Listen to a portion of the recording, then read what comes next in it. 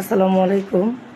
আমি সুমাইয়া আক্তার, সহকারী শিক্ষক, ঘোনাকাজীপাড়া সরকারি প্রাথমিক বিদ্যালয়, সাতক্ষীরা সদর সাতক্ষীরা। আজকে আমি আমার নেতৃত্বের গল্পে দেখাতে চলেছি 4/5/2024 তারিখে অনুষ্ঠিত প্রথম প্রান্তিক মূল্যায়ন 2026-এর তৃতীয় শ্রেণীর ইংরেজি বিষয়ের মূল্যায়ন। এখানে শিক্ষার্থীরা সুশৃঙ্খল ও স্বতঃস্ফূর্তভাবে তাদের প্রথম প্রান্তিক মূল্যায়নে অংশগ্রহণ করেছে এবং যথাযথভাবে উত্তর প্রদান করছে।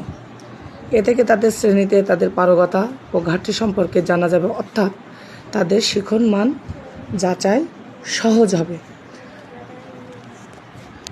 এবং তাদের পরীক্ষা ভীতি দূর হবে বলে আশা করা যায়।